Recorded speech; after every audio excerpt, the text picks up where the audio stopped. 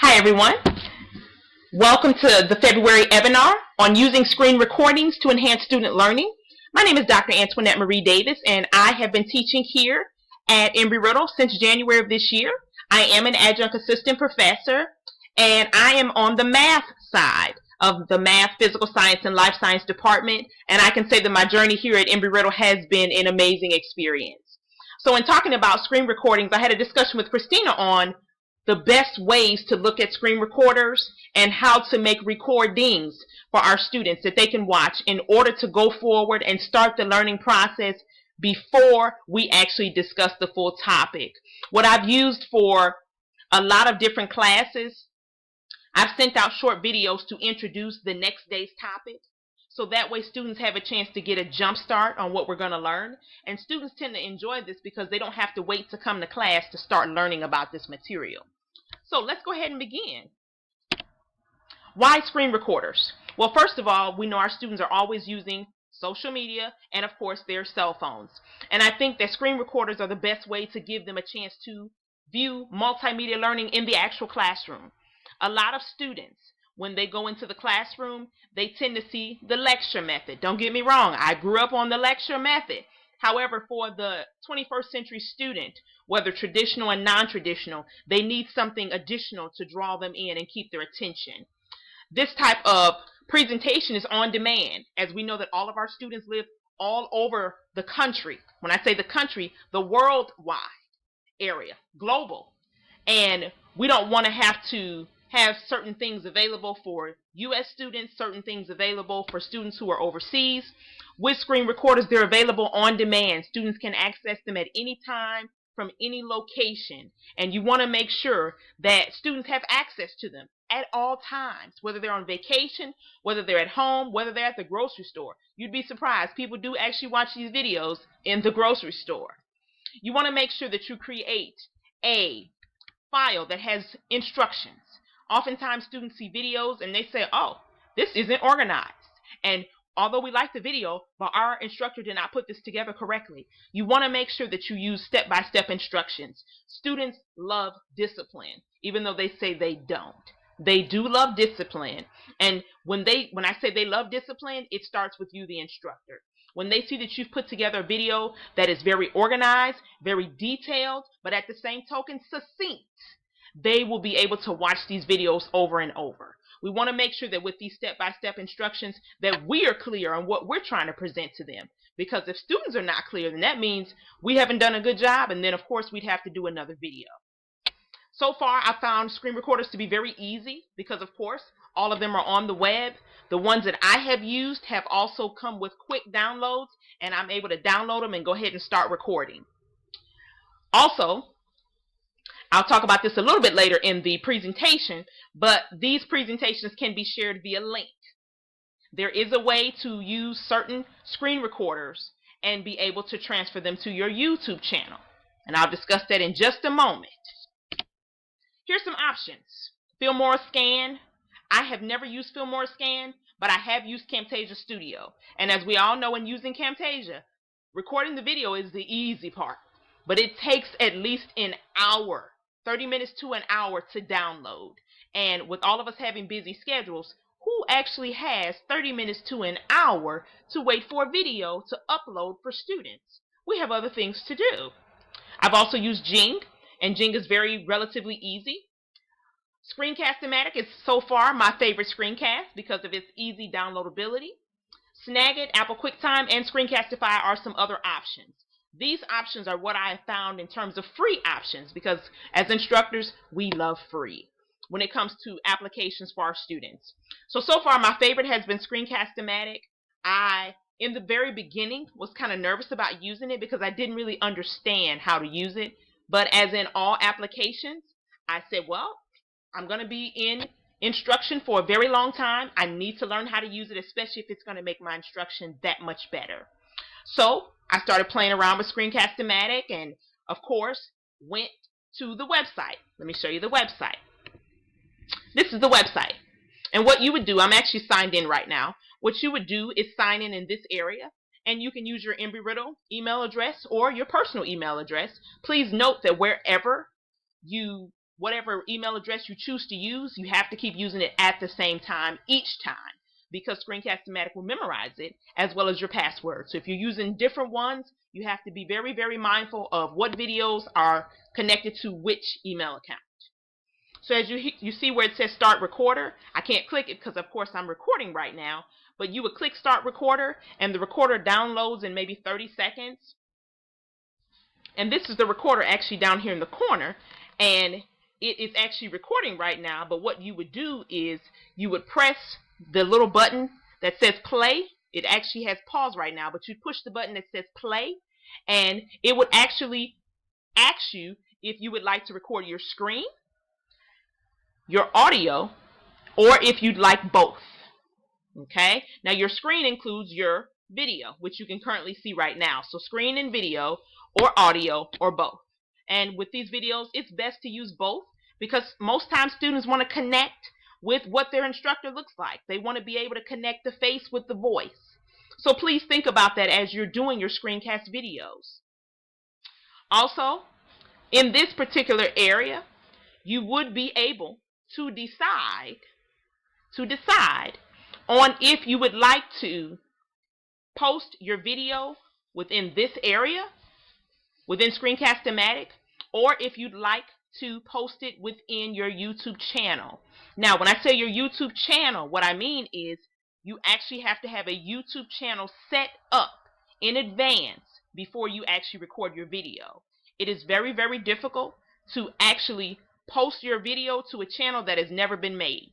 Okay? And I think that's the easiest way to say it. So please make sure that you've gotten a YouTube channel account.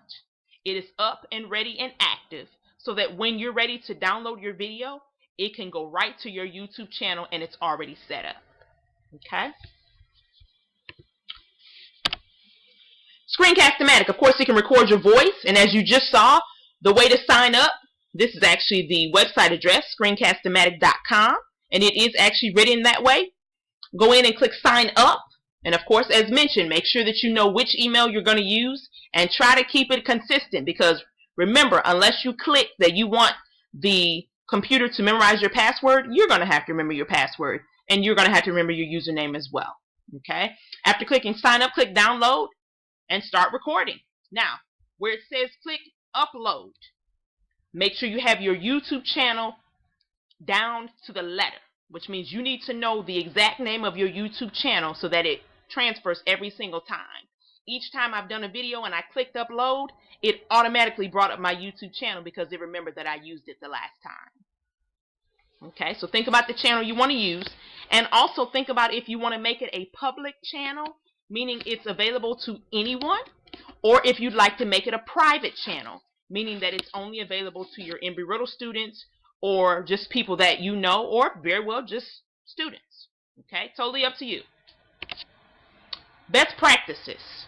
Let's go through these because I think these are important when it comes to screen recorders. As you notice, I have a PowerPoint presentation and it is helping me to stay on top of what I'd like to say in this video. You need to do the same thing when you record your videos. Create a script. And when I say create a script, do not attempt to go through 10 things in one video. Please don't do that. 1 to 2 items is enough. We have to remember that a lot of our students are visual learners, kinesthetic learners. A lot of them learn basically just by words. There are so many different learning styles. So you want to make sure that when you create this script, that it is a small, when I say small, short video. This script is noted to help you stay on track with what you're going to discuss in the video. Now, if you happen to get sidetracked and decide, oh, I'm going to do all 10 things, I just want to tell you right now, you might end up having to do that video again because students cannot process 10 different things in one video. Now, students can process 2 things in 5 different videos, but 10 things in one video is overload for students. So make sure that when you create a script, that you know that it is best to do 1 to 2 concepts per video. Number 2, keep it short, no more than 3 to 5 minutes, because if it's any longer than that, a lot of students, you will have lost them. As you know that as adults, we have short attention spans, and a lot of our students have even shorter attention spans. And if they have children, the Attention spans are even less because the children are flying around behind the scenes. So please make sure that these videos are very, very short. You want to make sure that you're capturing the concept in the smallest amount of time. Now let me show you a video, brief video, that I actually did on Screencastomatic. And this is the video. What I've done is, for a particular school, you are able to create an introductory video.